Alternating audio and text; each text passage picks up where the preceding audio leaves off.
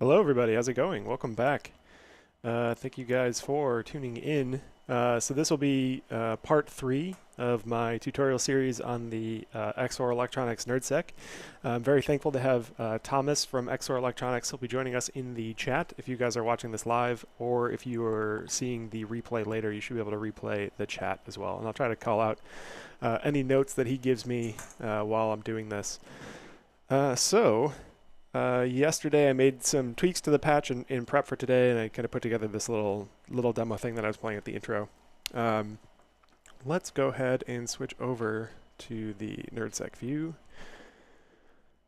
So some things I want to talk about based on some feedback Thomas gave me. Basically some tips and tricks that I can kind of show off here based on what he was seeing. So first off, let's see here. If I go to a given pattern, this one is empty at the moment. If I press in the effects column, if I press OK, that will bring up the list of effects. I think I was saying Shift OK the other day. OK, just a single OK will do the job. So that's one. Another one was, this was a mistake I made. I think we were talking about the probability effect. If I add a effects probability just as an example. So this is in hexadecimal. So 64 equals 100. I think I had it down to 34 hexadecimal, and I was saying 34%. That's actually 52%. If you do the hex conversion to decimal, that's 52%, not 34%. Let's see. Oh, yes. So there are some cool shortcuts to kind of jump around in the as you're editing stuff. If you press Shift OK on a note and cycle through, just holding Shift and pressing OK, it will jump to a bunch of different kind of preset points as you're looping through. So it's just a nice little shortcut to kind of move through things a little bit faster, which also brings me to something cool. There is a random note option here as well. And one of the other things that Thomas pointed out was if I press OK anytime there's an option for a random, it brings up that range editing screen from before. So we can actually edit the ranges in here instead, just as an easier way to get to it. The other option would be to go to the nerd menu, and you can do it in there as well. Randomize range. Speaking of the nerd menu, if you want to get to just the track settings, one way to do it, which I was doing the other day, is to press nerd and go to track setup down here. That's still always an option. But from the pattern screen, if I press the patch button twice, it will also bring me to the track setup screen. So just another quick shortcut. And I believe that will work from the sequencer page as well. So if I'm on a given track, track 4, if I press patch twice, I can get to the track setup page for that track as well. Let's see what else I had. Oh, creating a brand new pattern on the track screen is just OK. I think I was saying Shift OK. Shift OK will copy. So if I have a pattern highlighted, I'll do this one as an example since it has notes in it. Shift OK will clone the pattern. Just pressing OK by itself will create a new one. There's some cool stuff with you can copy and push rows down. So for example, if I want to copy this section of the song, I'm going to say Shift Mark, and I'm going to press Shift Mark again to copy it to the clipboard. And I'm going to actually switch screens for this so you can see this. I'm going to press Shift down copy, and you can see it pushed everything down from where my cursor was, rather than just doing a kind of overwrite copy. So that's another thing you can do as well, which is neat. Let's see here. Within a table, so if I go to just this pattern, let's create an empty table. Press OK to create a new table. We'll go into that table. Let me switch back. There we go. So you can set the chord on the table by pressing OK, and it will clear the notes out except for everything in that chord. You can also manually manipulate the notes in a table. So I'm holding Shift and then pressing either left or right on the directional pad to toggle the notes on and off within the table. And then, as always, you do have to remember to turn the quantization on. I'm going to leave it off because I'm not using this table right now, but you get the idea. Cool. Yes. Yeah. So this is cool. So in the CV16, I was manually going into the track setup to change the settings for the LFOs. But however, if you're hovering over a LFO data entry on the sequencer page, if I press patch, you can see the cursor goes gray, and now my actual cursor moves over here, and I can actually manipulate the settings for that LFO directly over here and manipulate them that way without having to kind of go into a deeper screen. It's available pretty quickly. And then pressing patch will bring you back over here again, which is really nice. I think that covers all of the ones that Thomas had for me. Thomas, I know you're in here. If I missed anything, feel free to call it out in the chat, and I will add it in and talk about it as well. So let's do this. So I created this like little demo kind of 4-bar loop thing that I was messing with earlier. Let's actually go and create a proper song today, and also talk about how I'm sequencing MIDI chords as well. So if you guys remember from episode 1, one of the first things we did was create a template. So I'm going to go ahead and load that template by pressing setup and go to the load menu, and I'm going to go all the way down to our demo TMP that we created before, and I'm going to press OK, and we're going to load that up. So this is our demo sequence. We had our empty patterns that we created. We have our tuning pattern down here. That's all well and good. And now we can actually start to create a proper track. So first thing I want to do, let's talk about color highlighting. And so this is something that's part of the nerd menu. Thomas can feel free to correct me if there's other ways to access it. The only way I know to do it at the moment is the nerd menu, where you can highlight sections of the main sequencer screen and then press Shift Nerd and you get the color option. So let's just set this to this nice blue here. And you can see now that that portion of the screen, of the sequencer screen, is now set to this nice light blue color. So why would you want that?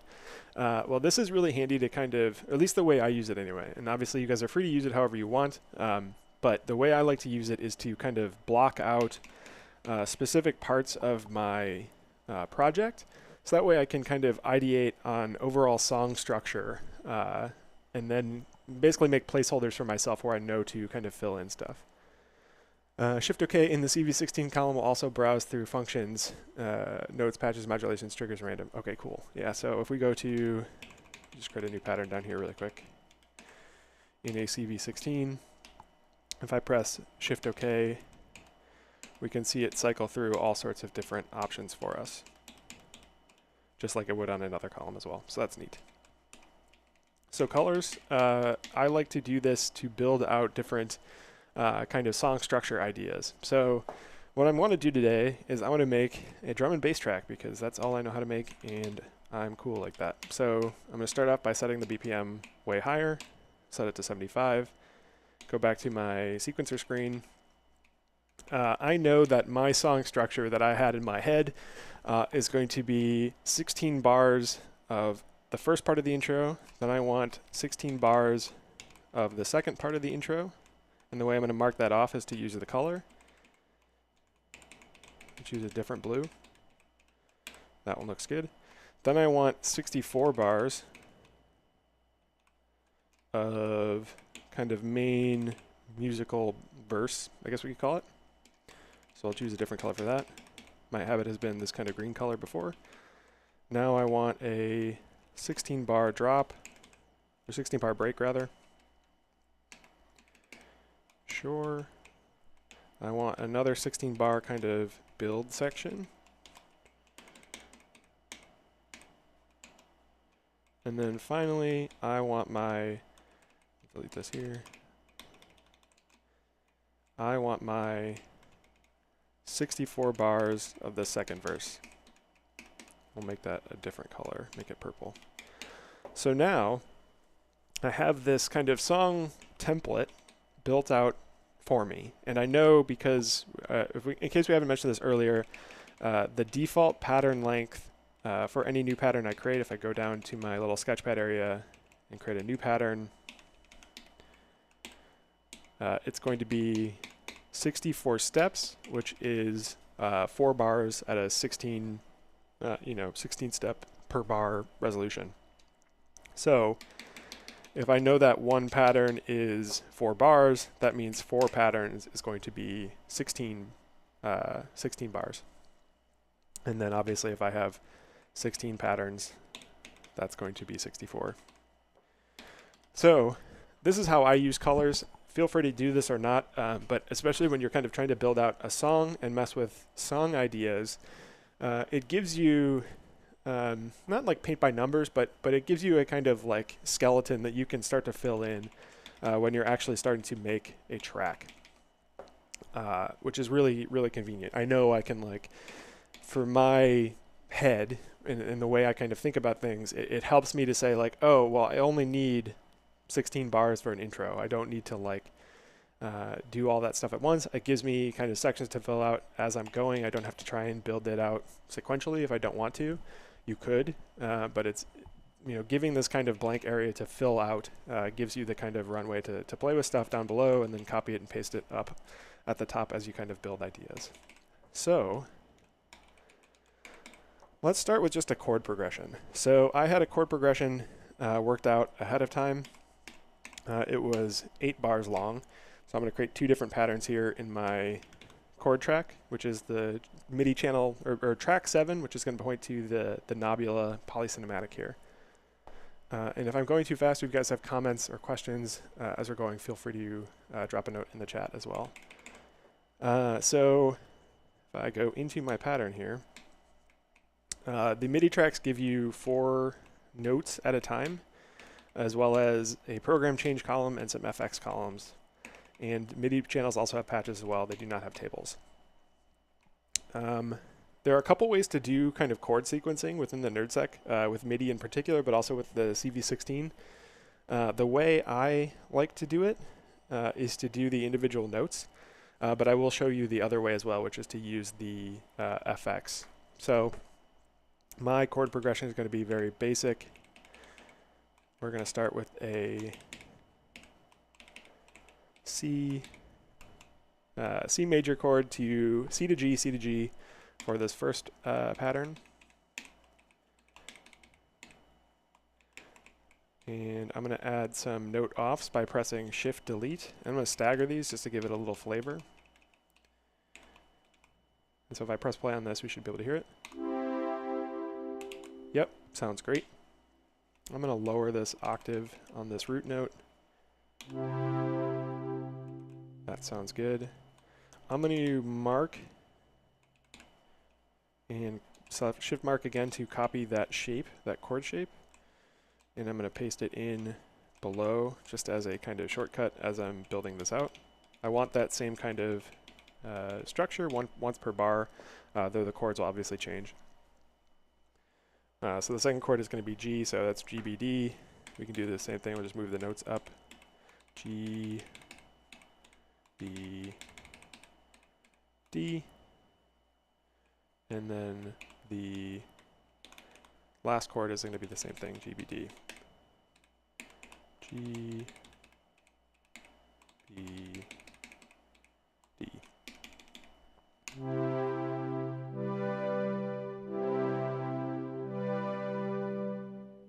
So that sounds very nice and pretty. So like I said, this is one way to sequence the chords, which is to directly enter the notes. It is my preferred way because it gives you the ability to do things like voice leading and stuff like that with the chords. I can put in cool like intermediary notes. So let's say I wanted to do something fun for this last chord where the D goes up an octave before the chord ends.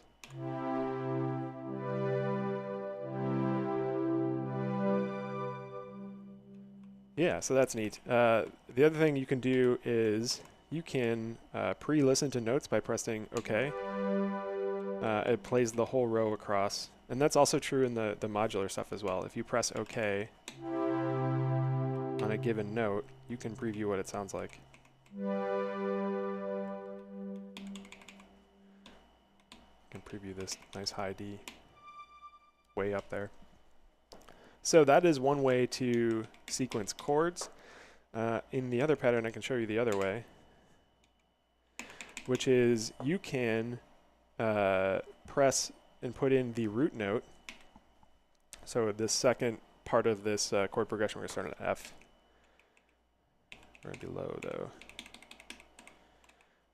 though. And right now, it's just the F, right? So if I press this, we hear that F. That sounds cool. I can use the effects, and if I go down here to play chord, this will add in the other notes for me. So if I only, for example, if I only know my chord progression by the root notes, I don't necessarily know, what the actual intervals are for the chord. I can come in here, and I can say that I want this to be, I believe it's major. Yeah, triad major. And so now you can see that it puts this kind of highlight on the other notes in the pattern, just to show that they're occupied, is kind of the way I think about it. So now if I copy this whole row, I'm going to come down here to line C, I'm going to paste that in, and I want to make sure that the notes get turned off appropriately, so I'm going to come in here and press Shift-Delete and put a note off in that first slot. And that it should appropriately send all of the note offs for this pattern. So I can press OK again to preview this. If I press play, there's our chord. So we can do the same thing. We can copy, including the FX. If I press Shift Mark again, that will copy everything, and I can put that same shape into the other bars here, and we can all we have to do now is just change the root note for the case at least where it's major. So the second chord is going to be a minor chord. It's going to be A minor, and we need to go over here and change the chord on both the top and the bottom, and then we're going to go down to a G major. That will stay the same. And then finally, we're going to go to E minor.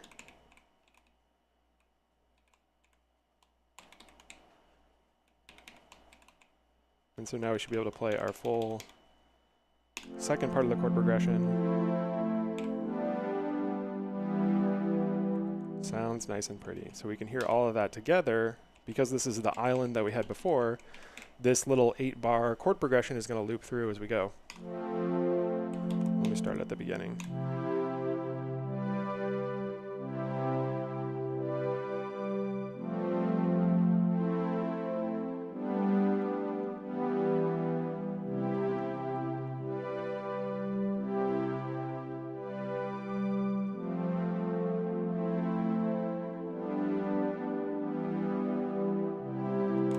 So there we go. There's our nice little pretty chord progression.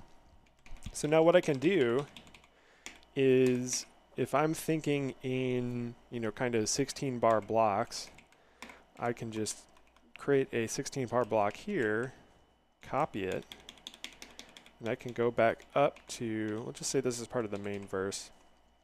I can go back up to my kind of skeleton up here at the top, and I can just copy and paste that in. Boom. So now I have 64 bars of my little 8-bar chord progression repeated over 8 times. So that's nice. So if I play this,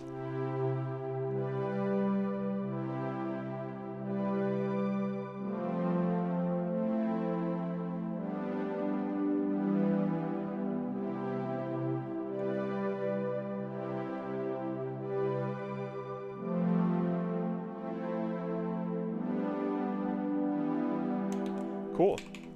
So that sounds fine for now. I'm just going to leave this here. I might come back later to tweak it. Maybe I find that, you know, that same chord progression 8 times through is a little repetitive. I can always just tweak that later. But for now, I have colored in one of my sections of my little skeleton track up at the top.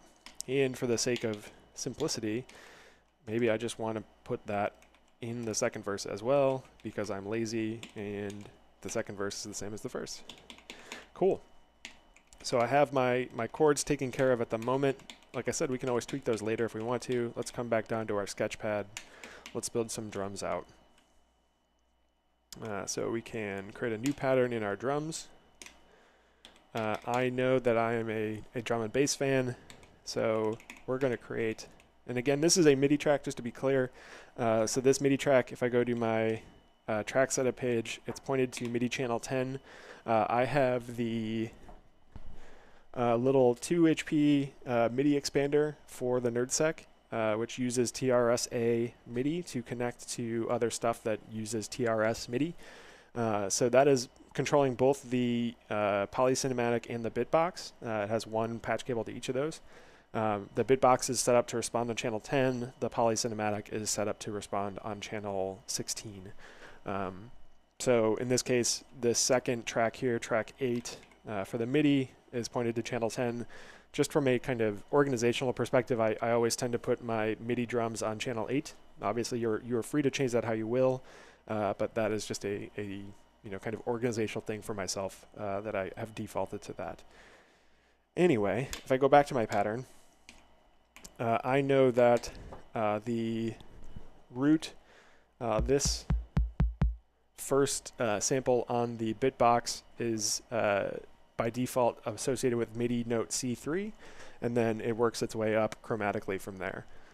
Let's go back to the nerd menu. So, or sorry, the nerd view. So drum and bass, very, very simple drum and bass is kick on the 1 and the and of 2, and then we have our snare on, or sorry, 1 and of 3, and then the snare on 2 and 4. So I have my nice couple options for snare here. And this is just me on the pad itself. We can also press OK to hear it as well. That sounds fine, and I'm going to put that here. So now I want to take that. I'm going to mark, copy it, and just because I'm quicker this way, I'm going to paste it all the way through. And now if I play that pattern,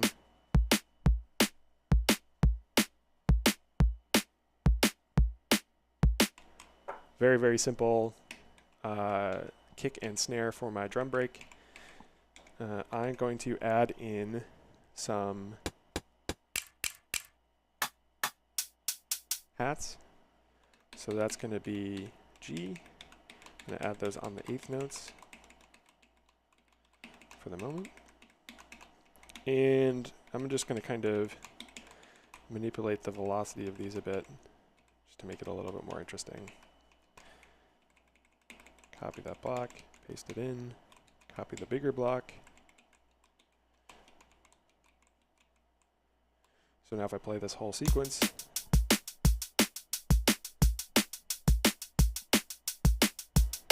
perfect. That sounds great.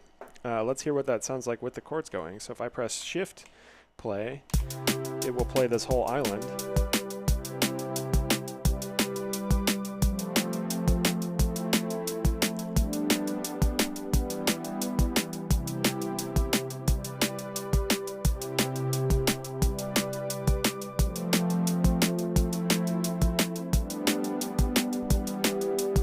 Cool.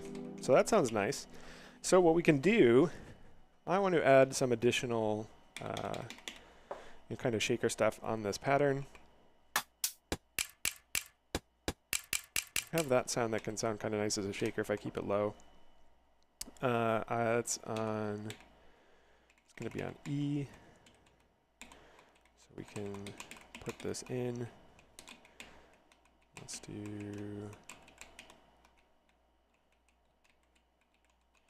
boom, boom, boom. Copy that. Paste, paste, paste. Now if I play that.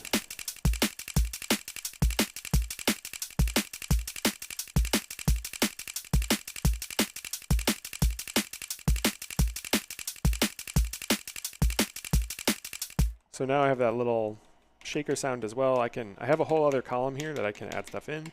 The cool thing, because the bitbox uses just one, or at least the way I'm using it at the moment, is just using one-shot samples.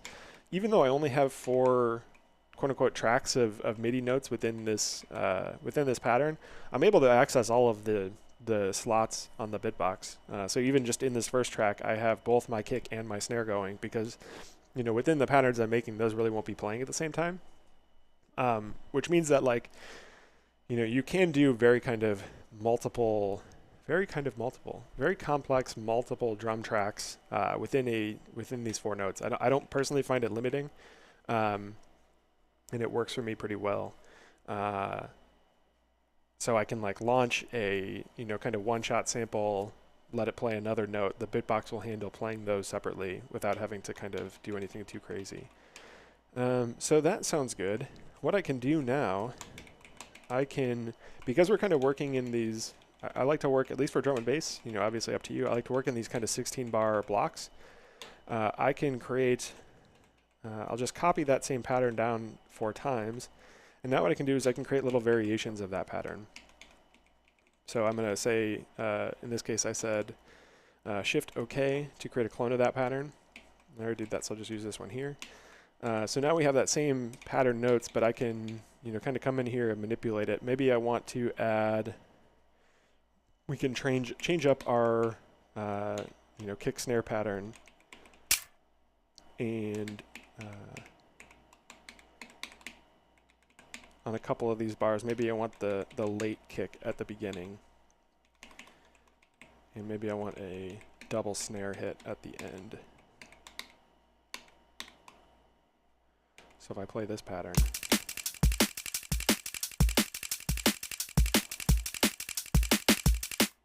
so I can give myself some very easy variations by just cloning a pattern and changing just a couple things in it, right? And now I can build up a little bit more interest in my patterns. So I can do the same thing here on pattern D, where I can, maybe I want to manipulate, maybe I want the double kick at the beginning with the double snare here.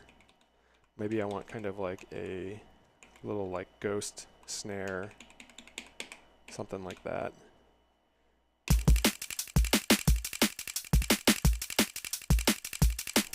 Right, I can manipulate these patterns really cleanly, and one of the things I know I'm notorious for doing is within drum and bass, just kind of dropping a bar of the kind of hi-hat stuff up at the top. So on this last bar of this pattern D, we're just going to delete that. And now let's hear all of that in context.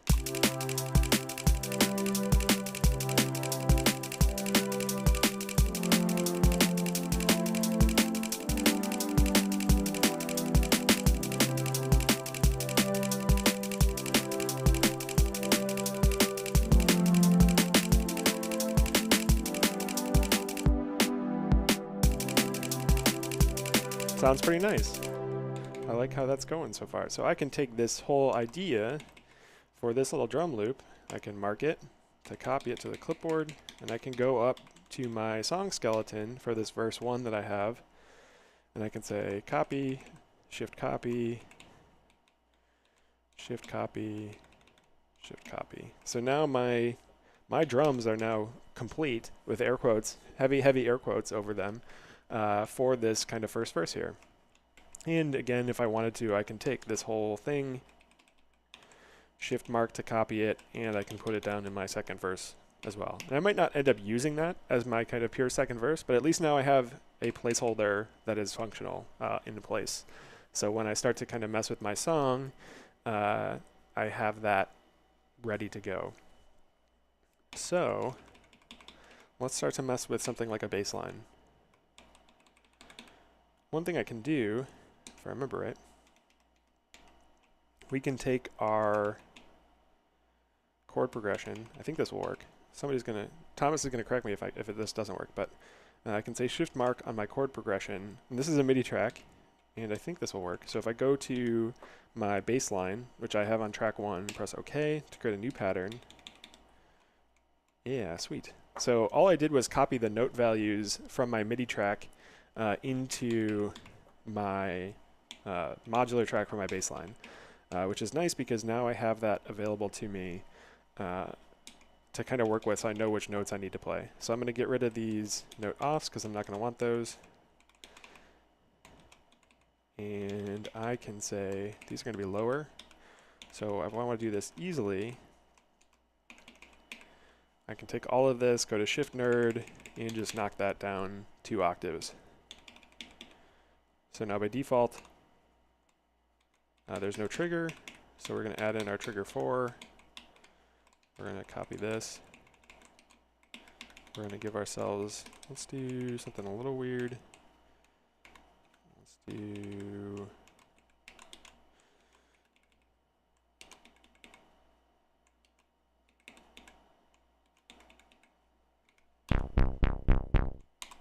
And that's squelchy, huh?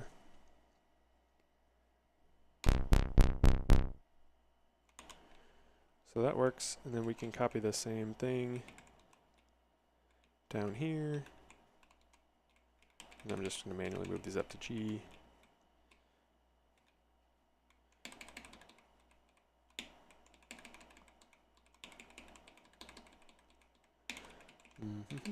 This might be too low. I might come back and put the whole thing back up again by like an octave or so. I can paste this in because those are already C's, and I can copy my G pattern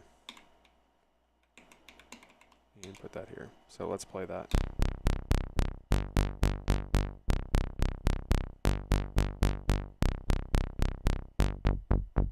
There we go.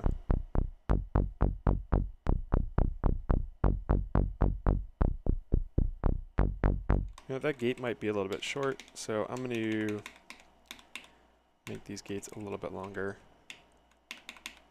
See if that makes a difference.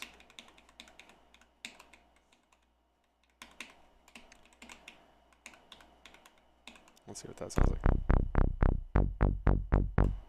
And it's kind of fun that I actually hear both. So we're going to keep the G's to use that short. We're going to paste this in here.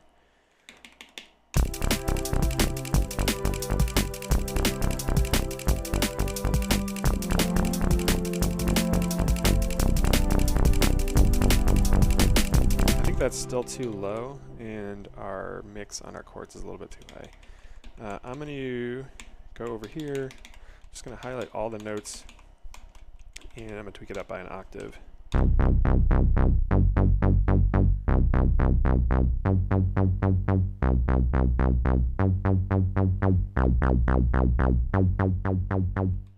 That sounds a little bit more reasonable. So let's play all that together in context.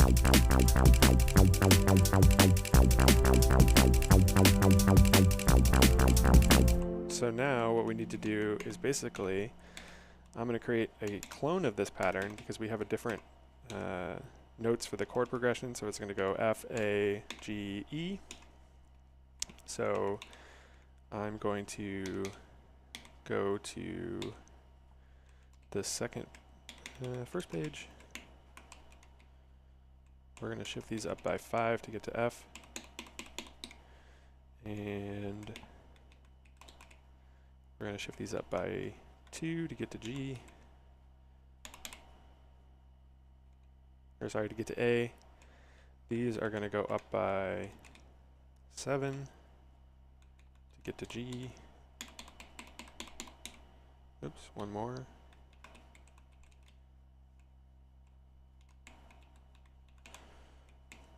And then these are going to go down 3, 4, oops, to get to E. If I can hit my button combos correctly. Shift mark, Shift Nerd, -1, 2, 3 to get to E. There we go. Oh, and I missed a note. So now I have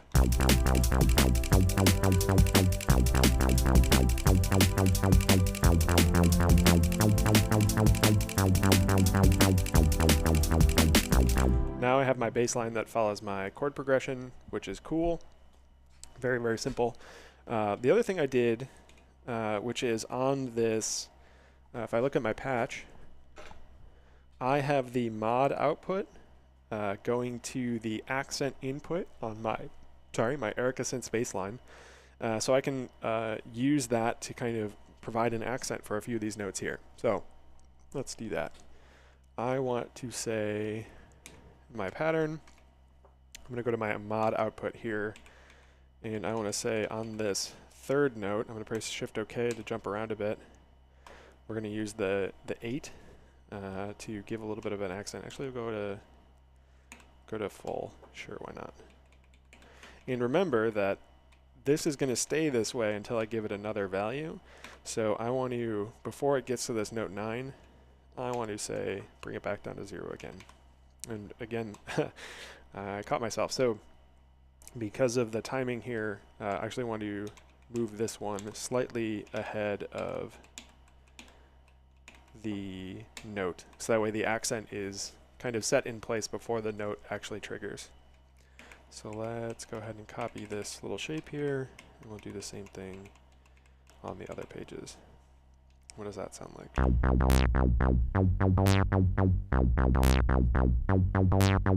Yeah, there's an accent for sure. I think it might be a little bit too high, so we're going to tweak it down. Go to like A.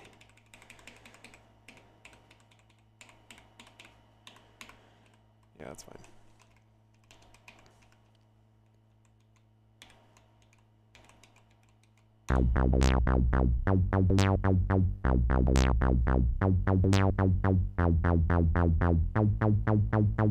And we can do something similar on the next pattern, but I want to do it on this fourth note instead.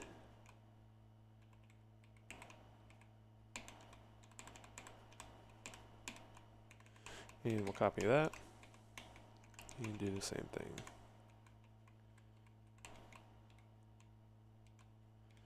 Cool. So let's hear that all in context now.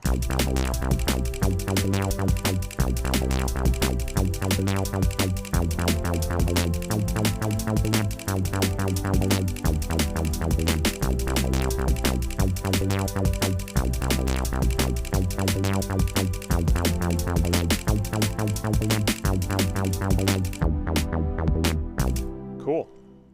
That sounds pretty decent. So we can do the same thing we did before. We can take this little short idea, copy and paste it here, and we are good to go.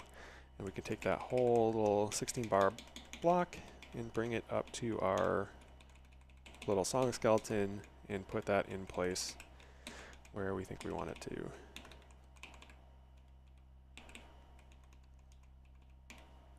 Sweet. So we can hear our little song section.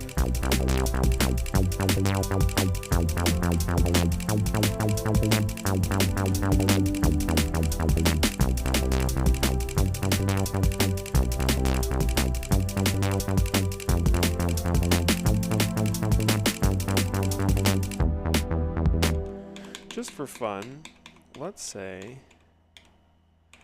rather than this second time through, maybe I want it to be a little bit different. I want to say Shift OK to clone both of those. So for the first part, the second time through, I want to give a little pitch glide, because that sounds good on the Erica synth bass line.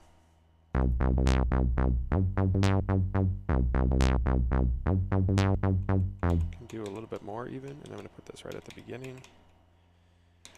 Oops, not that.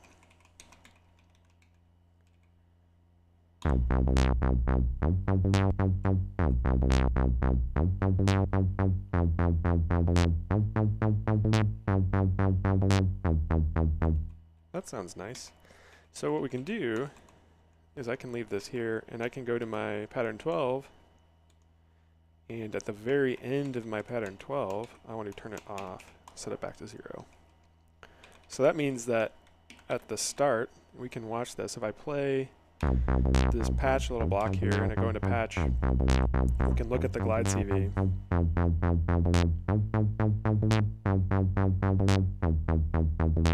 And it's going to turn off once it gets to the bottom.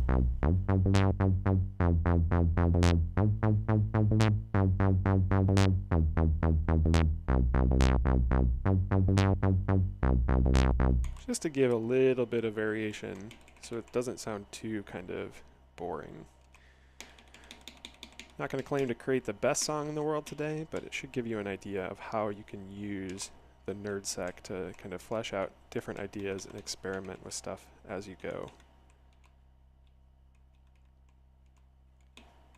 Cool. So now all I did was basically take that kind of variation and then repasted it in up top here. So we have a kind of block for our verse. It's got a bass line, it's got some drums. What I want to do is I want to just kind of placehold and fill out the rest of these tracks. For the moment, I want them to just be empty. I don't want them to do anything, because I'm actually going to have like different voices come in and do different things across the pattern. So what I can do is I can just fill in our 0 patterns across the board. Copy, paste, paste, paste. Copy this whole block. Copy this whole block. So now when I play,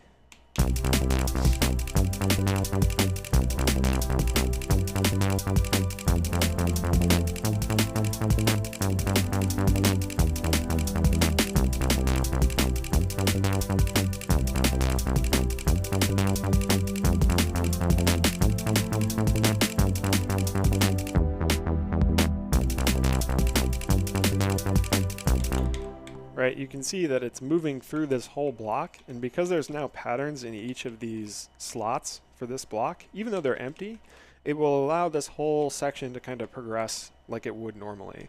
So now when I come in later and I want to add, maybe I want my BIA to come in after the first 16 bars of this block.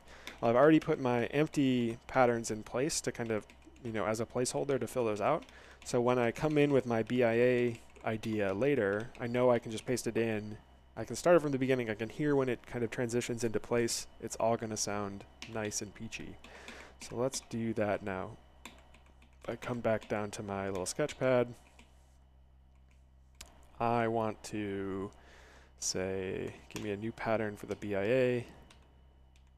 Actually, let's just start. What does it sound like if we run that same pattern we had for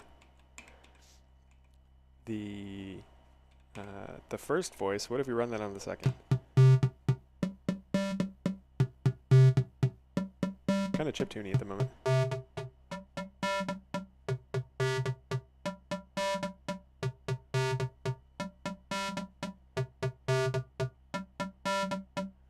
Okay, so that's not too bad.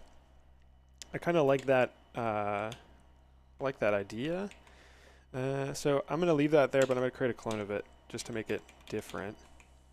And so for the BIA patch, just for clarity, I have the mod output going to the decay on the BIA. So that's why it sounds, if I play this, you can hear that second or third note rather is being allowed to kind of ring out a little bit longer because we're substantially increasing the decay for those. And the decay is very short at 0, 0 because of the offsets, which is actually a good thing. I don't think I talked about that. Let's switch back to the NerdSeq really quick. So on both the CV16 expanders and the modular tracks as well, you have these physical switches that toggle between two different sets of voltage output ranges. So if I remember right, and feel free to keep me honest, with the switch to the right, pointing this way, the switch to the right, the voltage range on these CV outputs will go from 0 volts to plus 10 volts.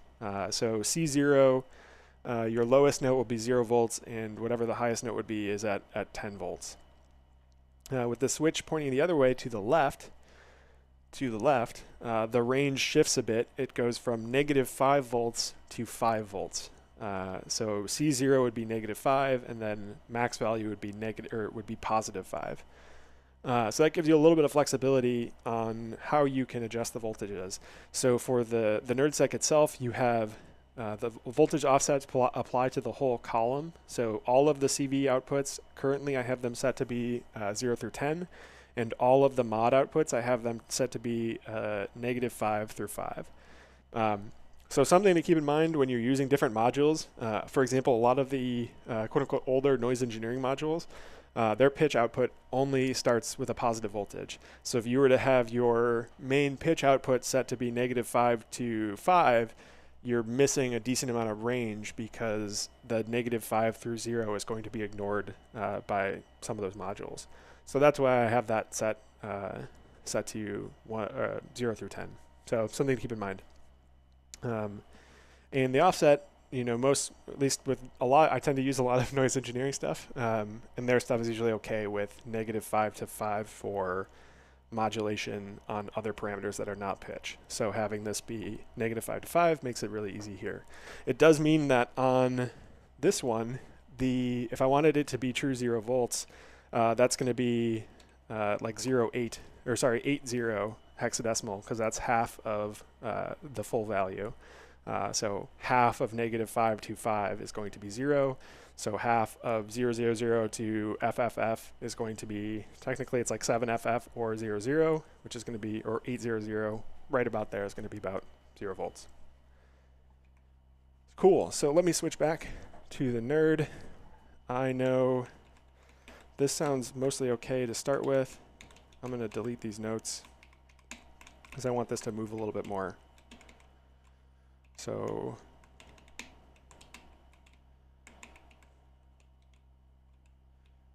we're going to delete these. I'm going to come back up here at the top. Like I said, I think the decay is way too short to start. So I'm going to bring this up to that kind of 0 volt territory. That might be a little bit too long. How about there? That sounds cool. So now if we do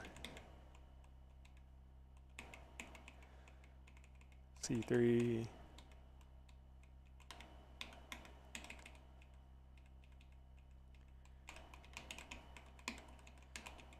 do this kind of like 8th note thing.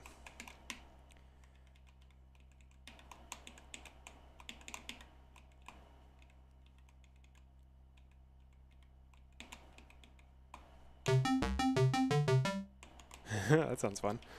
I'm going to copy this whole thing. We're going to bring it down here. We're going to transpose this up by 7. 1, 2, 3, 4, 5, 6, 7. Everything is still in our progression. I can take now those 2 bars and paste those here.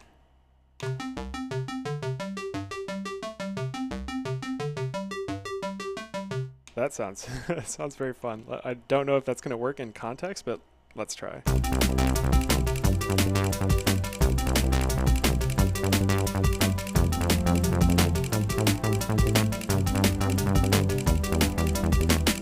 I mean, it kind of works. It's a little goofy, but that's mostly just the BIA sound being a little bit goofy at the moment. I'm kind of okay with it. Just okay. But for the moment, just for the sake of the demo, we're going to do something similar on the second pattern. We're going to, I just want to delete this mod column so it's not adjusting the decay time at all. And I want to, well, let's just mess it up a bit.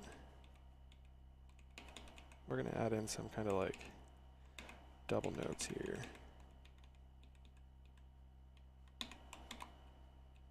Where it doesn't look like they belong.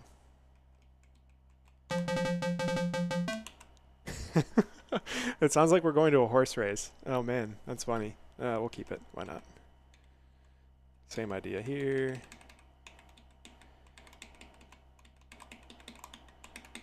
Your nice drum and bass horse race music. It's a new genre I'm working on. Don't worry about it.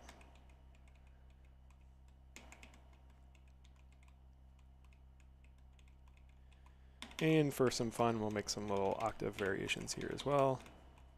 And for the second phrase, what we can do is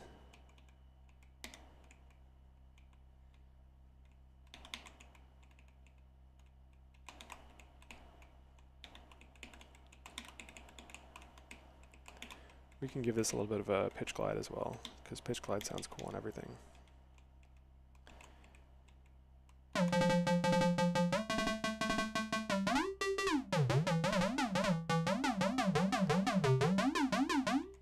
That's a bit much. Okay, so that sounds fine. I'm going to come down here and we're going to turn the pitch CV off before we get to the next part.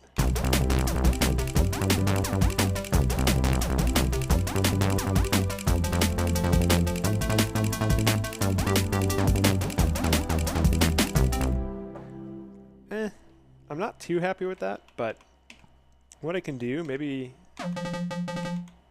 let's just kind of see if there's a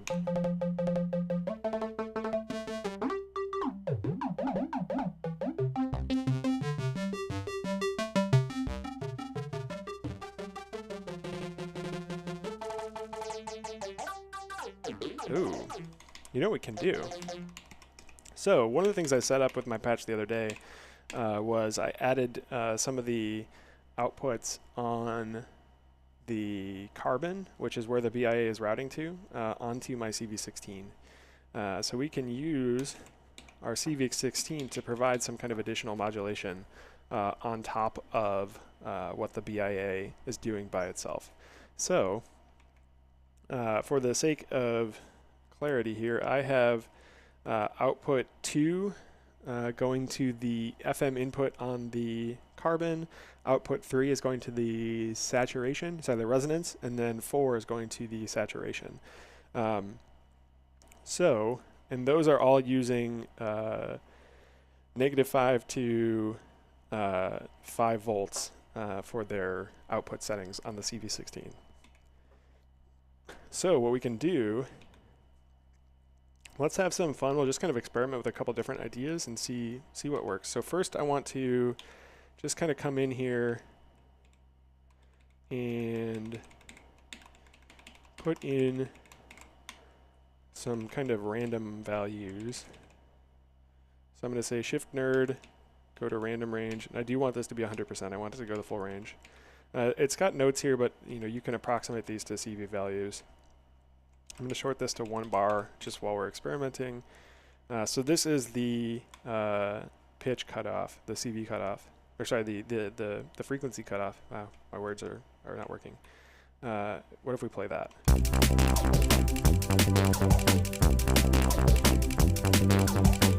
just going to turn off the bass line.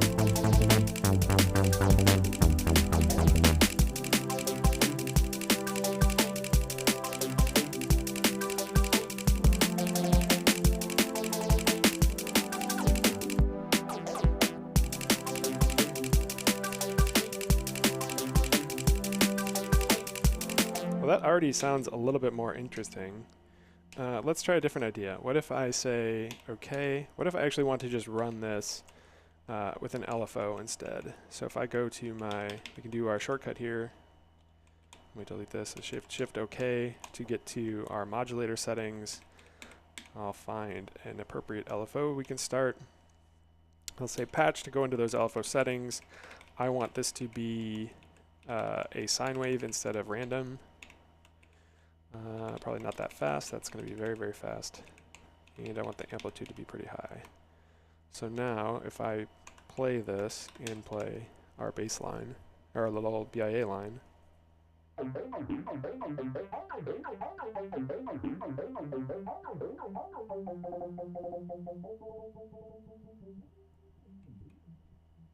can hear it's getting like almost fully cut off. Can probably make this a little bit faster. Increase the amplitude. Maybe take down the FM on the actual carbon.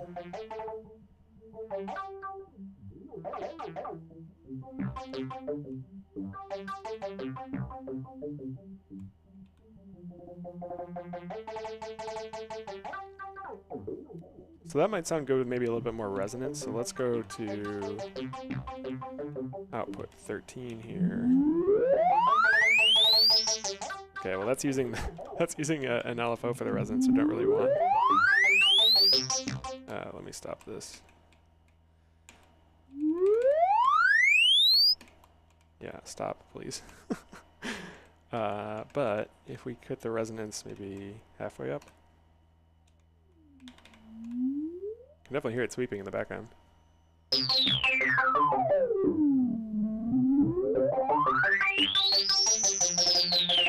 Still a bit high.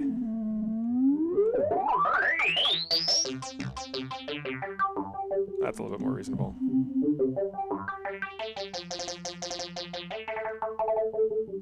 Cool. So I have a couple options here. So we just created this little like one bar loop. Press shift stop twice will also stop all LFOs. That is a good to know. Thank you for that. So if I say shift stop, yeah, all sounds off. Oh, that's a good point as well. So shift stop will stop the clock. If I double tap it or triple tap it, it will stop everything. So it's a good habit to get into. Because once an LFO is started, while the clock is running, the LFO is still going to continue to run. So just something to keep in mind. So if I put this pattern 17 up at the top. Now, so we created this. It's one bar at the moment. Because we're kind of just using static values. Oh, actually, it is not. It is 4 bars. I can just put this through across the board. We can copy our 14, 15 here.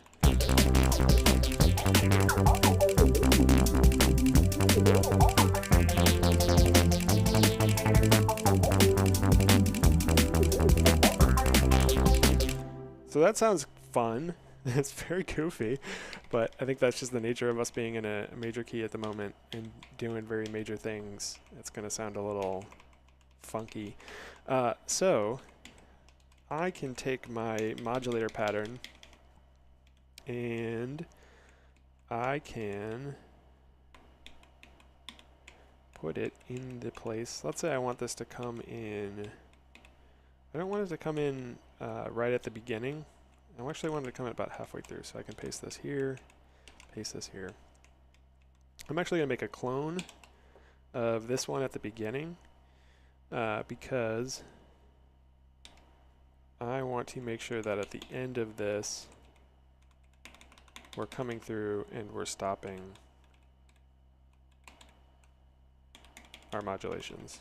This one doesn't need it. And similarly, it should be okay to do this in pattern 1. I want to go into pattern 1, which is our empty pattern, and I just want to make sure at the start of pattern 1 that we're going to stop anything that's happening. Just by circumstance, if we put in pattern 1 later, we forgot to put in a stop for an LFO or something like that, I want to make sure that any LFO that's running on those tracks is actually turned off. So we should be able to hear this now, because what I want to do is we're going to take our idea for our baseline and we're going to put it into here. Oops.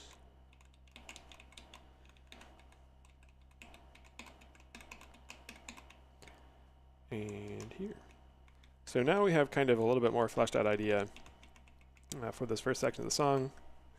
And this will probably be where we cut it off for today, but we can kind of talk through what's going on. So if I press play, we hear our bass line going.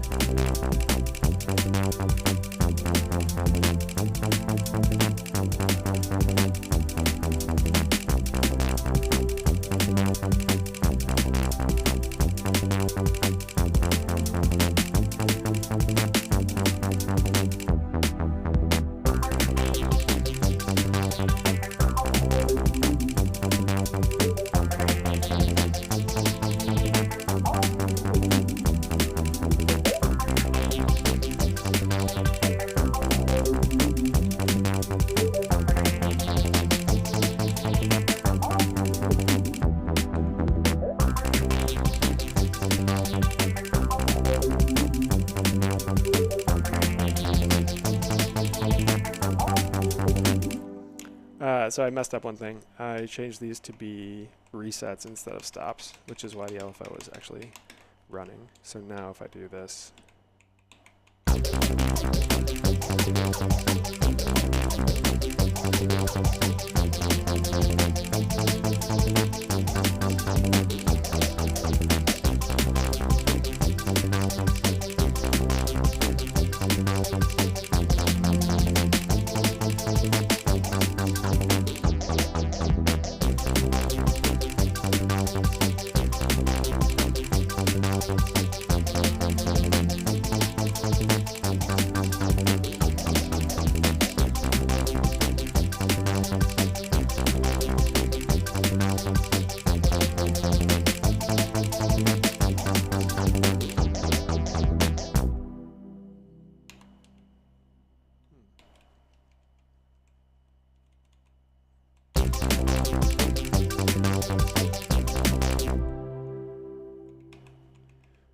I'm not sure why the LFO is not starting on this pattern. Maybe I'm missing something.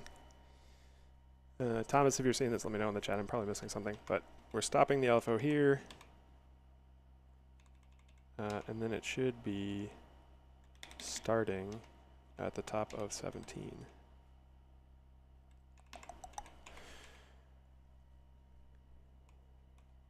Anyway, we will figure that out. That is probably my error.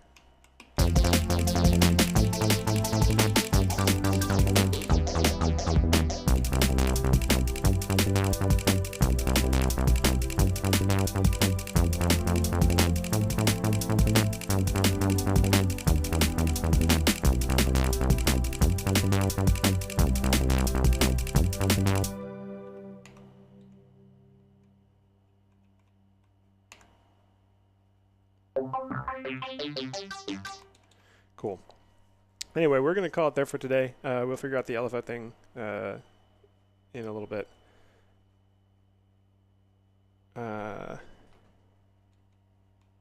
Anyway, yeah. Hopefully you guys took some inspiration from this.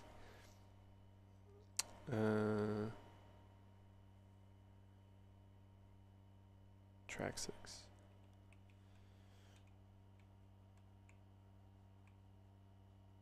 I'll take that offline. Anyway, so hopefully you guys were able to get some ideas here about how we can kind of skeleton out a song rather than just you know, kind of create loops and islands, right? So now we have this first part of the verse. We can have voices come and go as we please. We can take this whole section and maybe just duplicate it to a second verse. We can manipulate that second verse. You guys hopefully saw how to use clones of patterns to create little variations on patterns to make things a little more interesting. So how to do chord progressions and the like. Cool. We will continue this later. I will probably make a little bit more interesting song between now and then. And thank you, Thomas, again for helping out in the chat. I appreciate it, and for giving me some cover for the stuff that I missed. Yeah. If you guys have questions or suggestions or things that I missed or want to see me cover in future videos, please feel free to drop them in the chat.